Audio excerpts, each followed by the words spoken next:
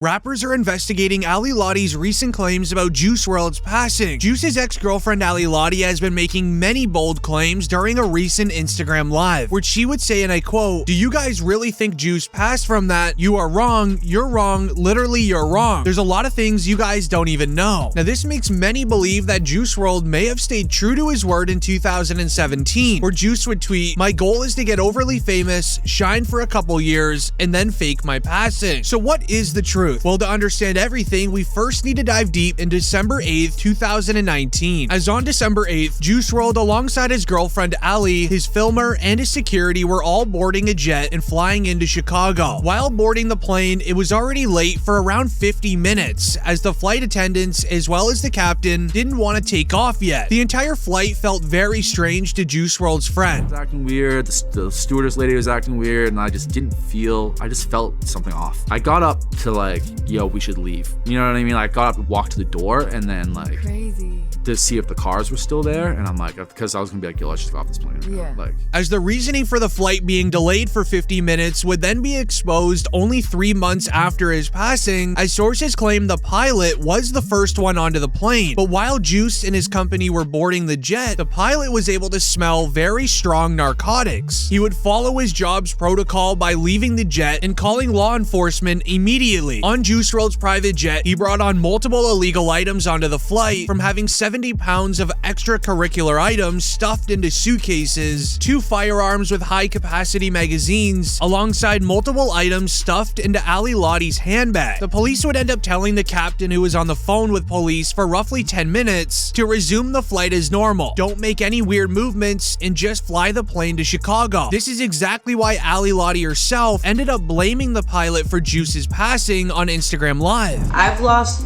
2 of the most important people in my life because of snitches. As in, what world would law enforcement tell a pilot to just resume the flight as normal? But this is exactly what would happen. The flight was going normal as usual. However, they would reach the point when arriving in Chicago where you're allowed to turn off airplane mode on your phone. Being 5 minutes left until they reached the airport, Juice's team would receive a text message of a warning. everything was normal and everything was fine. And once we started getting closer to Chicago and we started getting service on our phones, our security guard, Hen, texted the group chat and was basically like, "Cops are here and they have a dog." As the entire airport was quickly swarmed with security, police officers, as well as canine units. And it would be at this moment where everyone inside of the private jet would quickly begin panicking, so Juice WRLD would end up grabbing the extra items that were stuffed into Ali Lottie's handbag. Now, law enforcement believe that during the flight, when Juice WRLD and his team were told that the police were awaiting their arrival, Juice WRLD would end up taking more and more of the items in Ali's handbag to hide them from the authorities. This is because the plane was rented in Juice WRLD's name, meaning all of the illegal items on the flight would be put onto him when it comes to law enforcement searching his plane. We're unsure of the exact amount of time Juice WRLD would have been locked up in prison for, but according to lawyers online, they predicted a maximum of 20 years inside a prison for using a private jet to transport 70 pounds of extracurricular items across the United States, as well as carrying 2 illegal firearms. So hearing that information would cause anyone to freak out and get nervous. So when you add all of the items that Juice WRLD took, mixed in with all of the nerves of knowing law enforcement is awaiting your arrival, this is what caused the incident to Juice WRLD's heart. Now, when it happened and they finally landed the plane, witnesses claim that Juice WRLD would be quickly transported to emergency care. However, he would sadly pass in the process. While paramedics were helping Juice WRLD, the feds and the canine units were going through the luggage on the plane. The dogs were able to quickly sniff out the illegal items, which would end up raising the question of, why would Juice even bring 70 pounds on a plane? It would end up being later revealed on why he did it. Before his passing, Juice WRLD's birthday party was coming up the following day, as mentioned by his filmer Chris, who was also on the plane. Weekend, we're going to Chicago to celebrate his birthday. It was just his birthday the other day,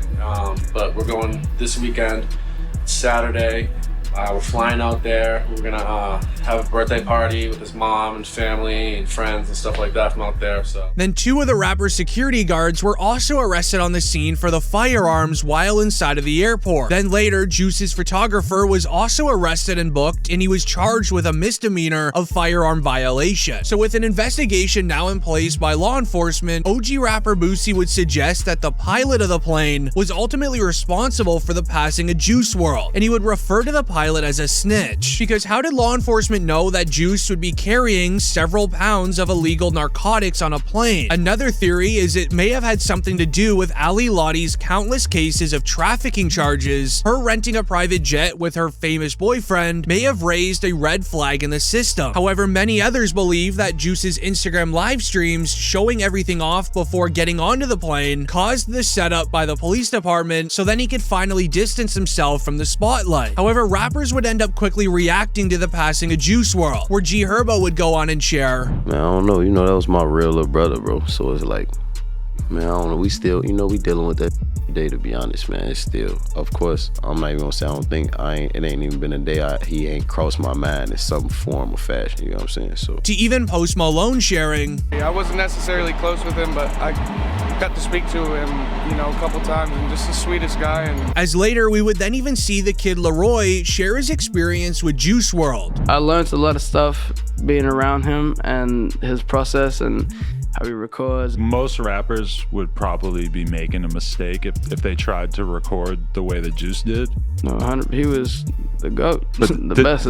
While also sharing how Juice helped him out on his come up in his music career. And the other thing that I took away was really getting in touch with your emotions when making a song. That's one thing that I feel like he did perfectly. One rapper's reaction that Juice WRLD would have loved would have been from none other than Eminem. He would end up sharing his reaction on Juice WRLD as well, on the type of music artist that he is. Yo, shout to Juice too, man. Like, yo, that kid was so talented, man.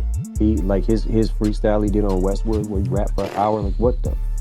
That's the if we used to try to do at the hip-hop shop. Then a reaction that many fans weren't even expecting would come from Tekashi 6ix9ine. Juice and 6ix9ine actually had beef back in the day. Juice was performing at a nightclub. He got the entire crowd to start chanting about 6ix9ine. Obviously, 6ix9ine didn't like that, and he would do some more trolling on his own on his Instagram lives. However, the two resolved their beef just before his passing, so 6ix9ine would end up sharing his reaction. Look what Juice WRLD said.